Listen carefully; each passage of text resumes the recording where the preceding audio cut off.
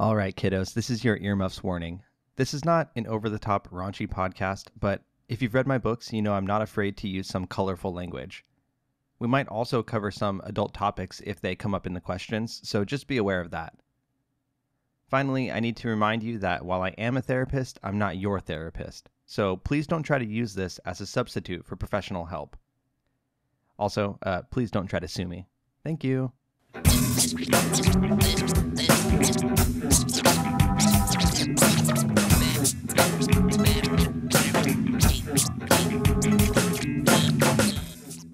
All right, what is up, ladies, gentlemen, and friends of all varieties? This is the Hardcore Self-Help Podcast, episode 65. I'm your host, Dr. Robert Duff, a psychologist from Southern California and the author of the Hardcore Self-Help book series. Thank you so much for joining me again today. This is going to be just a regular old question and answer episode. If you're new to the podcast, basically I just take 3 questions submitted from you guys, the listeners. They could be about mental health, about life, about school, about relationships, anything that you're curious about that you think I might be able to answer.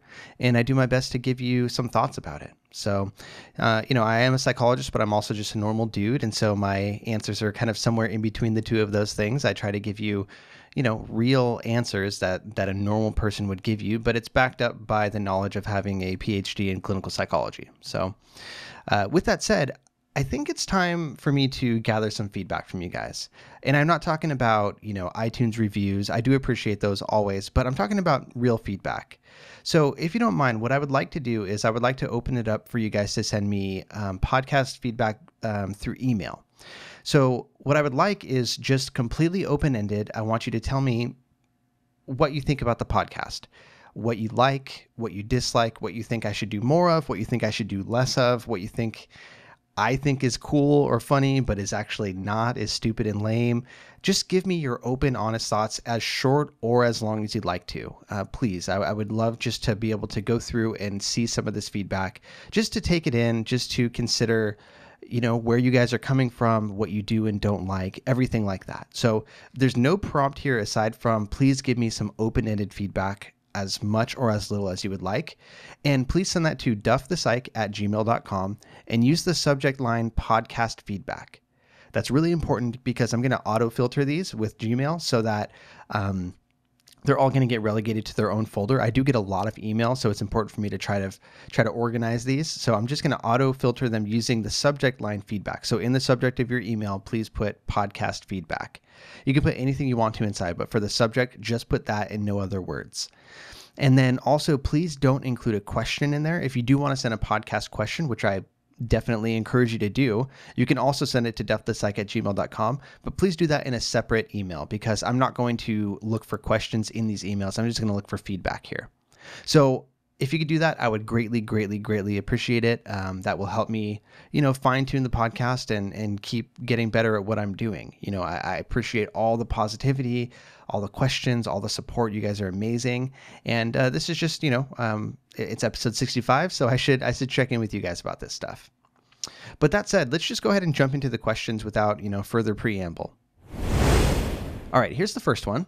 Hey, Dr. Duff, I recently discovered your podcast and I love it. Thank you. You're doing a wonderful job making depression, anxiety, and many other issues approachable, understandable, and accessible to everyone, and I really appreciate it. You're doing great work. Now for the question, I've just started my career in a field that is prone to vicarious trauma/compassion fatigue. Even though I'm just starting out, I have already had a couple experiences that I believe have negatively impacted my well-being. I'm in the process of trying to figure out how to deal with everything, but I wanted to ask you this. How do you deal with vicarious trauma and avoid burnout or cynicism? Do you have any go-to techniques or advice on how to mitigate or manage possible repercussions? Thanks, appreciate what you do. And then they go on to give me a little bit of background. I'm not going to share it too much because I don't want to violate their privacy, but basically you're talking about humanitarian work in a high conflict area, which is kind of what they're referring to in the position that they have. So obviously something that does include a lot of really intense situations, high conflict stuff, and totally legitimate question, and I appreciate it. It's not an easy one.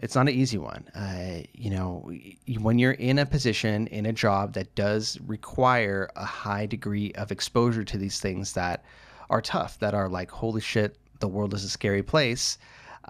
you're going to have some reactions to that. And you do have to focus, like you are right now, on trying to actively take care of yourself in some sort of way. So I really appreciate that you're being proactive about this. That's really important because, as you suspect, if you don't get in front of it and you just let it sink in and affect you in an unrestrained way, it can really cause some problems for you, especially if you're somebody who's prone to sort of traumatic reactions, anxiety, just strong emotional symptoms. If you take that onto yourself without doing anything to mitigate that, which means to kind of lessen it, to soften that blow, then, you could be in bad shape. And a lot of people do get that way. They get burnt out.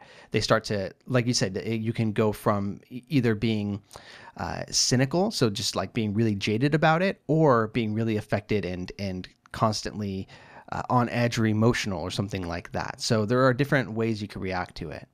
I think it's really important for you to be realistic with yourself in terms of your levels of exposure that you get.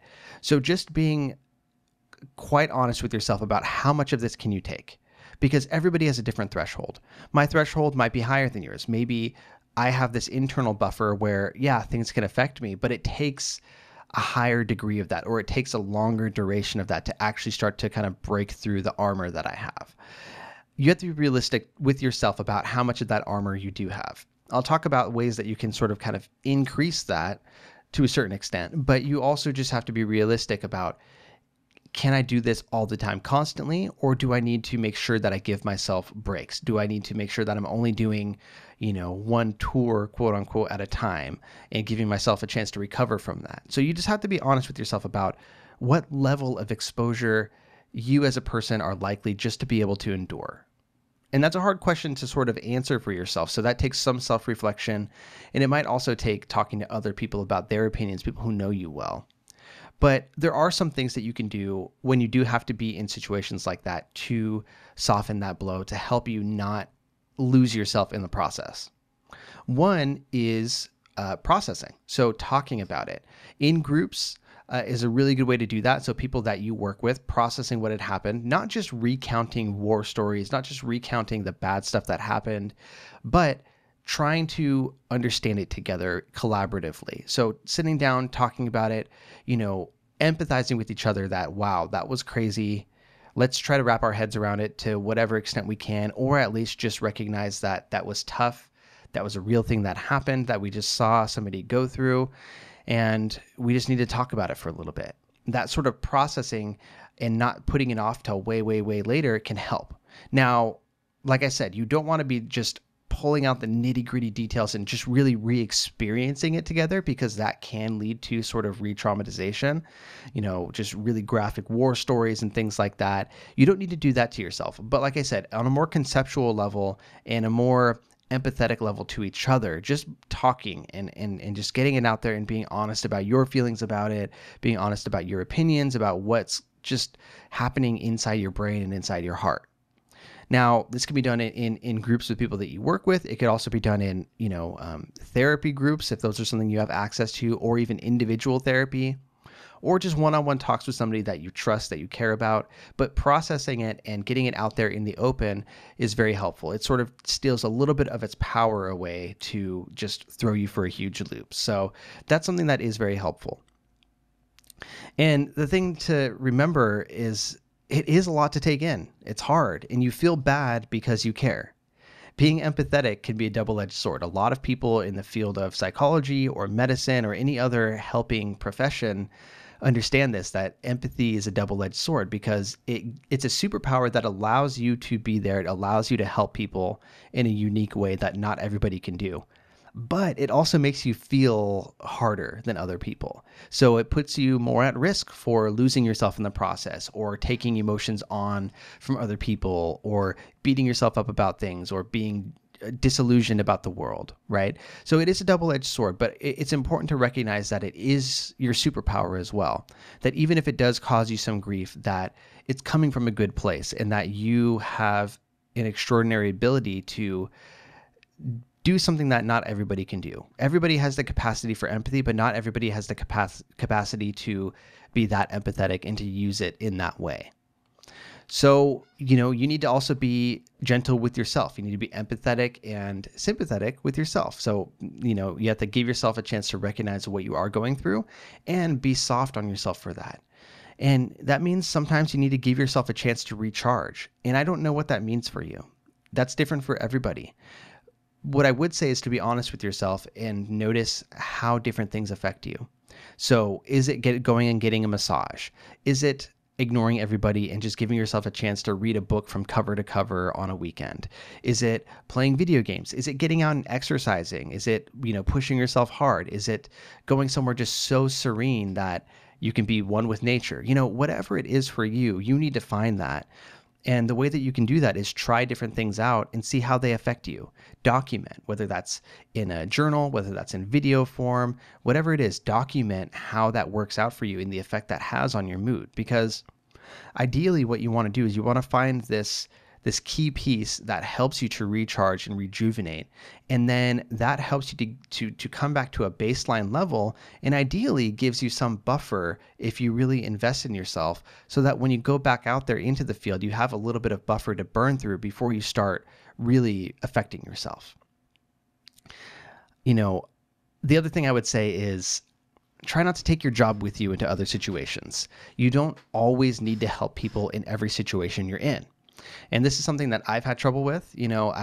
This is just a little personal thing, but okay, I'm just going to say it. I mean, I've often had situations where, okay, I'm not in the moment doing therapy or helping somebody. So what should I do with myself? Okay, I'm going to go on Reddit. I'm going to go on the anxiety forum or the depression forum, or I'm going to go on Yahoo Questions or something like that. And I'm just going to start answering mental health questions. That's kind of a driving force behind starting this podcast in the first place. Was I already did this in different forms. I would always be hungry just to help people out, to answer their questions. But when you don't allow any separation between your life and your work like that, it can be really difficult. So having some sort of separation and not always bringing your job with you is really important. And that's mostly done just by active effort, by recognizing if you do have a tendency to do that and getting better and better and better at catching yourself and course correcting. Right? I'll find myself doing that. Like I'll go check Gmail, Twitter, all that stuff. You know how you kind of just put like G and then Control T and then U and Control T, just going through all your different tabs of different social things, or even on your phone, different apps. And then I'll open up Reddit and I'll go to like I said, the anxiety subreddit or something, and I'll start looking for questions and go, wait a second, I don't need to do this right now. And then I'll just close it, right? So I have to catch myself. So if that's part of your experience, I encourage you to be honest with yourself about that too. And doing nice things for yourself is not a bad thing. I know it can seem like it, especially when you have these experiences that really put the world into focus. A lot of times I hear it described like, you go out, you're in war, or you go to an area that's a high conflict zone, or you're, in some sort of tragic environment, something that's just really intense and real. And then you come back to this normal life and everything feels like it has the volume turned down. Like everything seems stupid because you realize there are these other things going on in the world, right? How can I possibly care what sort of cheese is on my sandwich when there are people who aren't eating or something like that, right? But you got to realize that it's not ridiculous for you to care for yourself. It's not ridiculous for you to care about these things.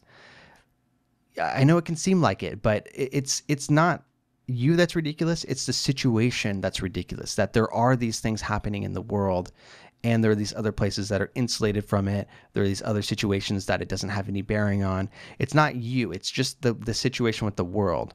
And you have to separate them out. You going and getting yourself a massage after coming back from going through this really hard, trying, traumatic experience with work, you getting that massage is not going to make that other person suffer anymore. You're not actually having any effect on them through that.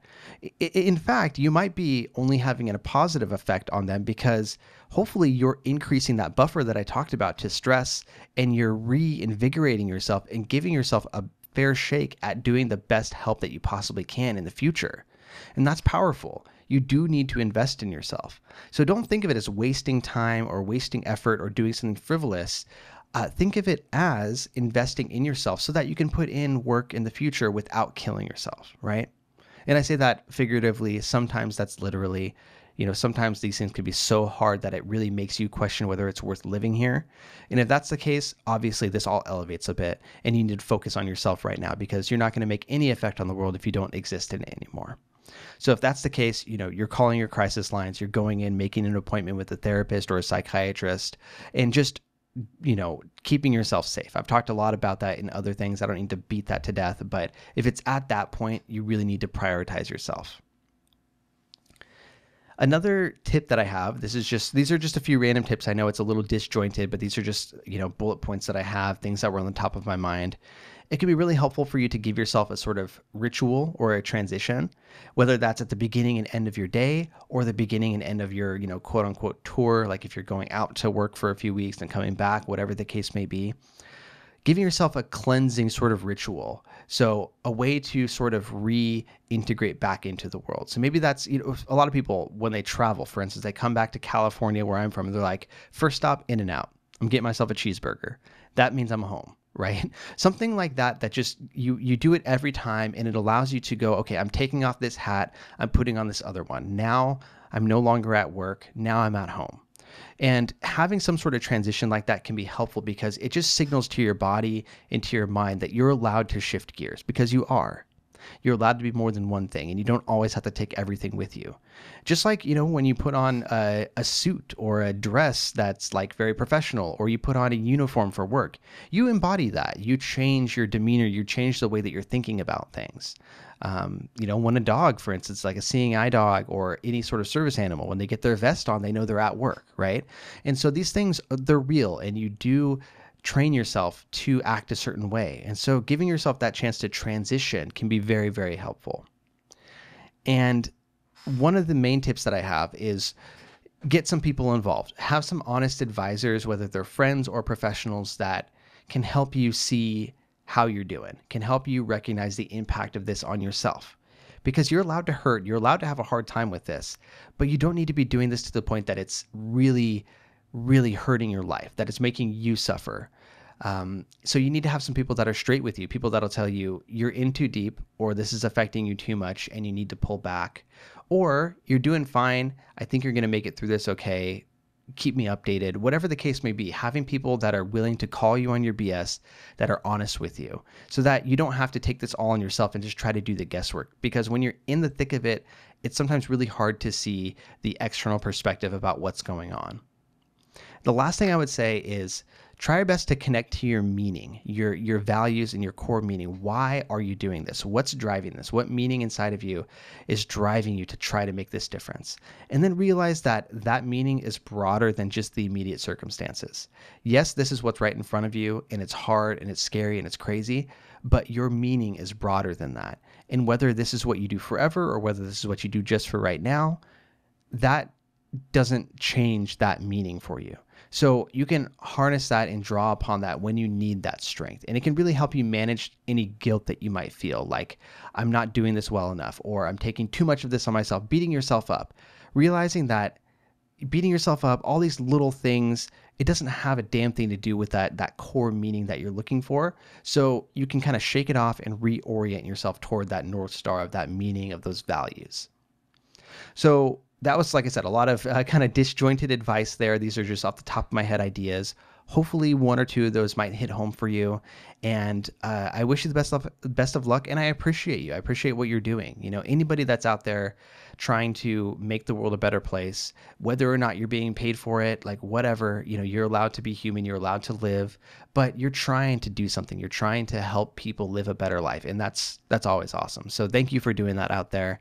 And I hope that you can move in a direction that's allowing you to have a little bit more balance, a little bit more just personal margin, and you're going to be all right. All right, let's get into question number 2 here. Robert, I'm 28 and have struggled with panic attacks since I was very young, age 5 to be exact. Just a little backstory. I had a very stressful and scary childhood. We moved around a lot. And during my teens, I went through 2 really traumatic events, one in particular where someone threatened to stab me. Will I always have panic attacks? Am I wired to get them despite treatment? Because of the stabbing incident, please leave my name out if you use this.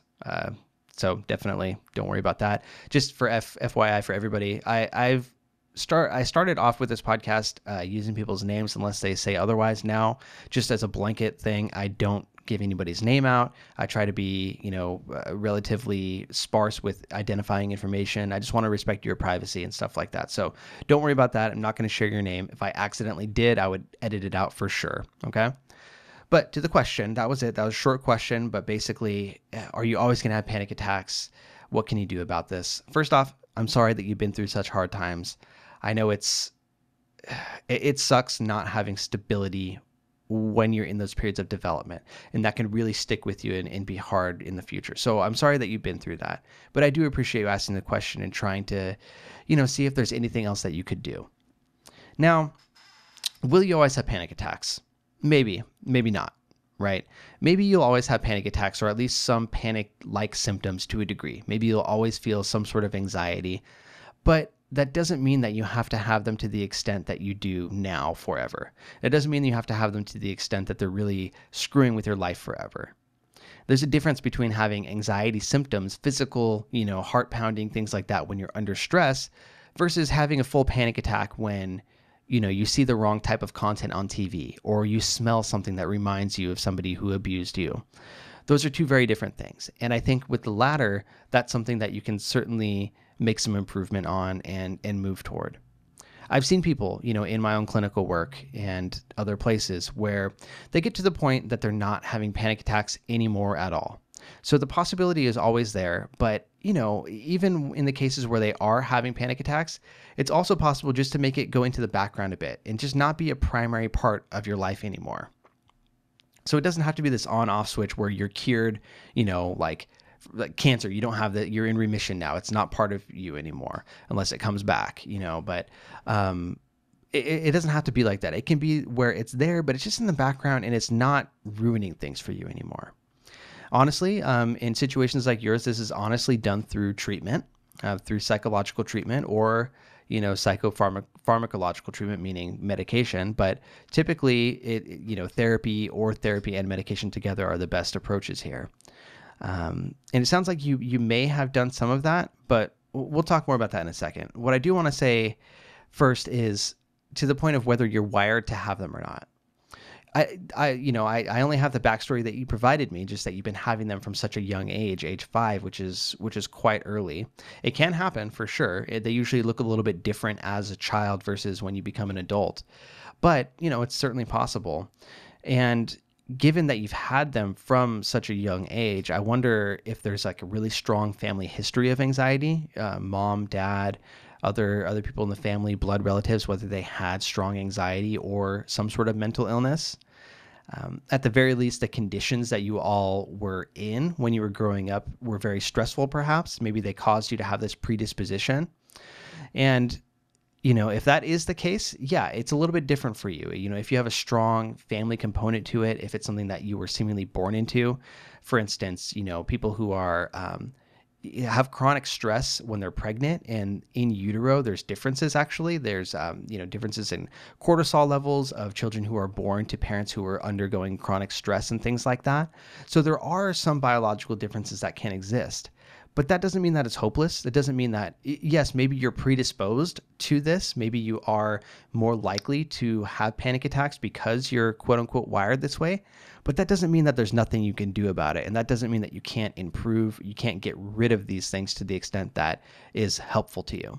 But that probably does mean that it's more of an uphill battle than a lot of people have to deal with. Because people who are not dealing with the strong biological component are, a little more freed up to put in the work and have really positive effects from it.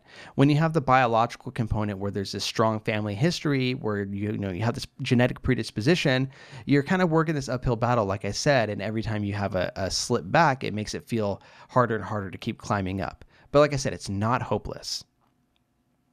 If you were, it sounds like you were probably in just a chronically unstable situation growing up and maybe throughout your young adulthood as well. You said you're 28 now, so maybe up until now, including now, who knows? You've had just a unstable, untrustworthy situation where you can never really feel easy. You can't feel at ease and rested and just not always hypervigilant, right? If you're still in that sort of circumstance right now, you can expect it to still be difficult. because you got to remember that anxiety and panic, especially in your case, they're there for a reason. They were there to keep you safe, right? They were there to keep you aware of what's going on. They were there to keep you, moving in the right direction, to be able to pivot on a moment's notice, to be able to have that sort of fight or flight instinct to keep yourself safe in this environment that was unpredictable, when you never knew when you were going to have to use it. So that's where that sort of developed from. And it, that anxiety probably helped you out. Maybe it's even saved your life at a certain point. But ideally, now you want to get yourself out of that situation where you're no longer in those unpredictable, scary circumstances. So if that's not changed yet, that's something to look at. And if it has, understand that this is different. This is a different phase for you. Maybe you've had this all your life, but now your situation is providing the sort of structure, the cradle that you're able to build upon so that you can make that progress, that you can realize you don't need those defenses anymore. And like I said before, this is where treatment comes in. I fully believe in self-help, that you can do a lot of progress on your own by your own research, but it's harder. It's a lot harder, especially in situations like yours. So what I like to think of is therapy or any professional treatment.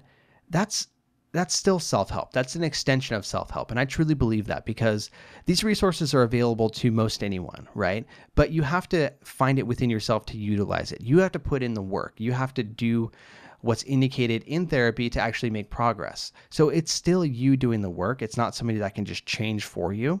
So I think that it's an extension of self-help. And maybe you've tried things before, but there's different types of therapy out there. There's different types of therapists out there. There's different approaches. The secret sauce, as I call it, like the thing that's going to work for you, is not the same for everyone. Some people, it's about finding the tools in the moment to bring their anxiety level down, to calm their body down, to better rationalize the situation in that moment. It's coping skills. For other people, it's more about looking into family patterns, into just history, and understanding the origins of where these symptoms came from in the first place. So it's different for everybody. And even within the same modality, which means the type of work that you do as a therapist or a psychiatrist or whatever, there's variability even within that. Two people who do the same type of therapy can have very different approaches just because of their personality. So if you've tried one thing and it didn't quite work, I want to encourage you to try again, because there's more out there. And there's a lot of work that's specifically aimed toward trauma. EMDR is a big one. Eye movement desensitization. What is it? Eye movement desensitization.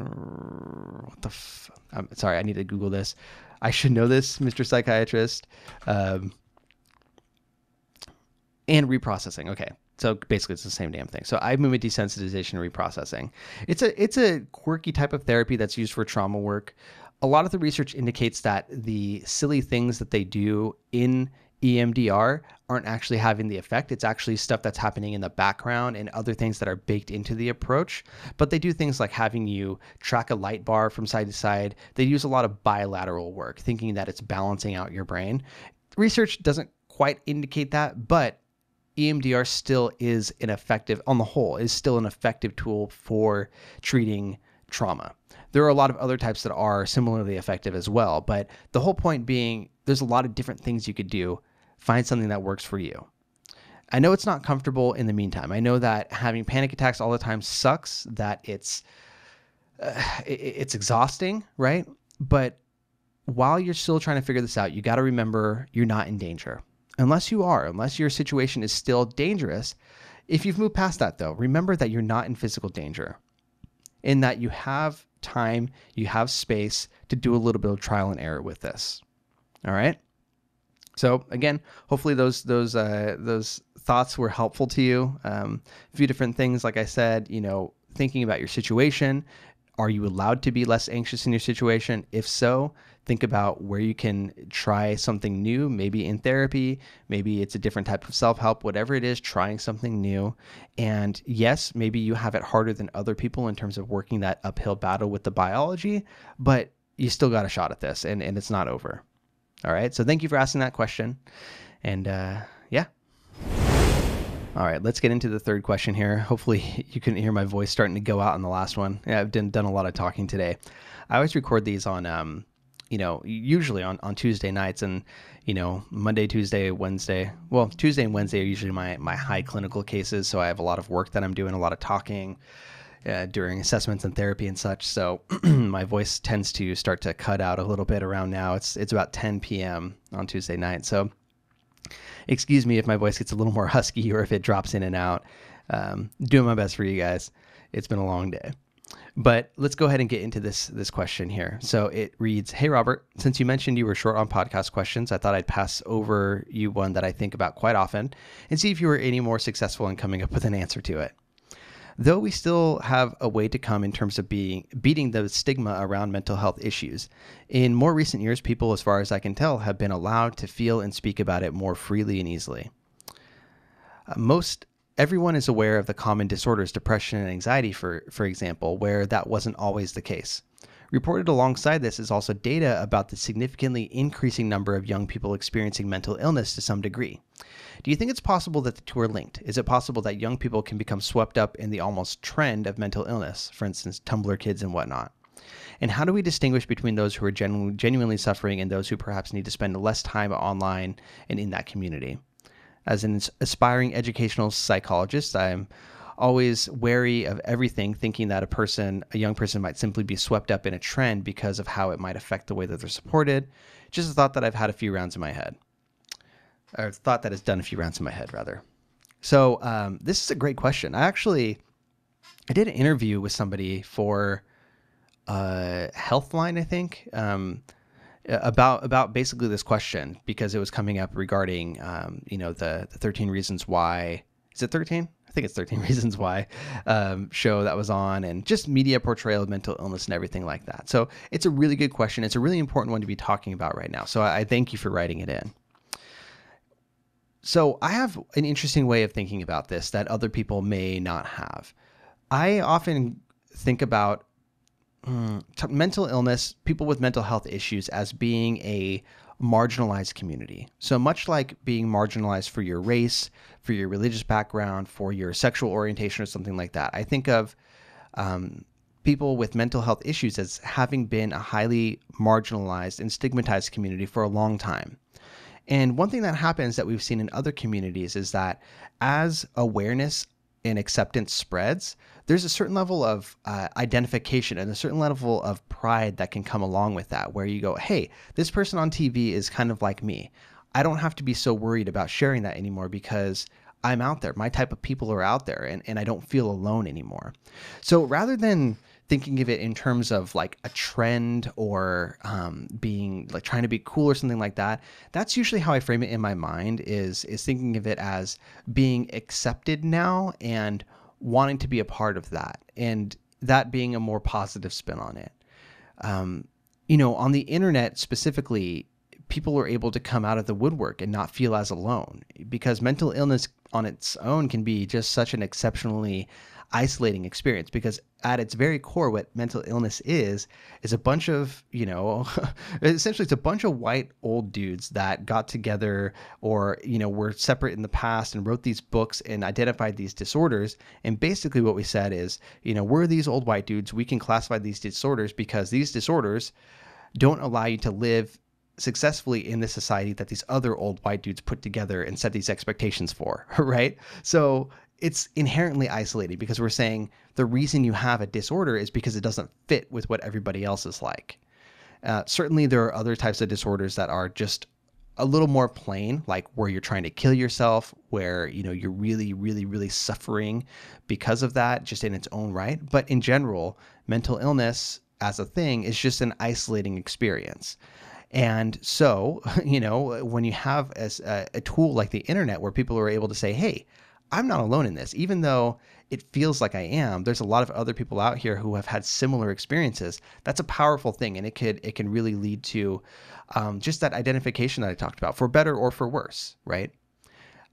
And I will say that it's also a little more complicated, because a lot of mental health disorders, they're both a descriptor and a disorder, meaning you can feel depressed without having quote unquote depression. You can feel anxious most people do feel anxious at some point in time without having quote unquote anxiety, without having an anxiety disorder, right?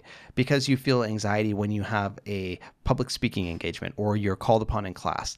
That doesn't necessarily mean that you have generalized anxiety disorder or a panic disorder or something like that, right? But they're descriptors too, right? You can say that I do feel depressed, that I feel anxious, and you're not lying. That is a part of your experience, and it is similar to what those other people feel. It's just a different flavor. It's to a different extent.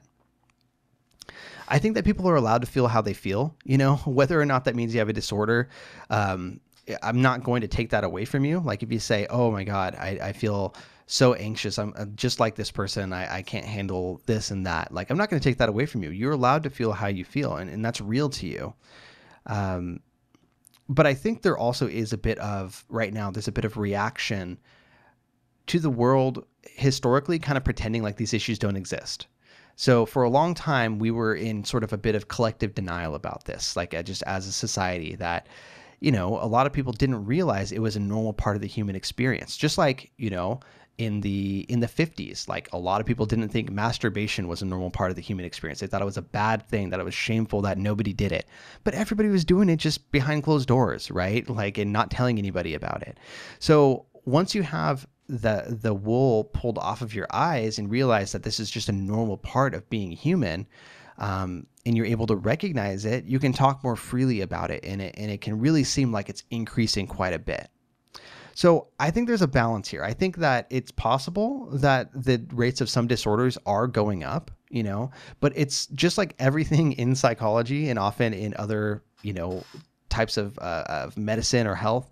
It's probably a combination. I think that we are getting better at noticing when someone's having a problem. We're getting better at identifying it, but we're also classifying further. We're breaking things down into spectrums, identifying more different types of disorders, right? And also the world is getting more complicated.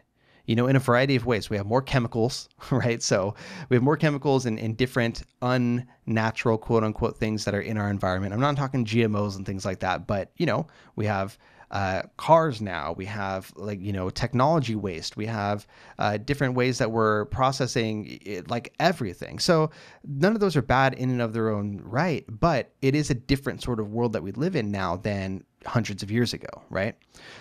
So we have that to contend with. And then we also have just the biggest cultural revolution in the history of the world, which is the internet. And that really does need to be considered because we have access to all the things that have always existed and have always been scary, but now they're right in our face. And we're rewarded for ingesting them because then we're part of the club that knows what's going on. There's this really high value placed on understanding what's going on. It feels like a responsibility to know in the moment everything that's happening all the time. And that's, that can kind of give you anxiety in and of itself, whether or not you're predisposed to that. And add to that just the state of the world. We're like in a perpetual state of war right now. We have cartoon villains running our fucking country in the United States. There's school shootings. There's plenty of reasons to be upset and plenty of stressors that could easily activate sort of a dormant mental illness. So I think we can't, discredit that. There is legitimately a lot of stress. There's always been stress. We've had world wars. We've been through these terrible times. The Great Depression, things like that. But the difference is now it's in our face all the time and we're supposed to see it. We're supposed to not look away from it. We're not supposed to deny that it's there because of the internet.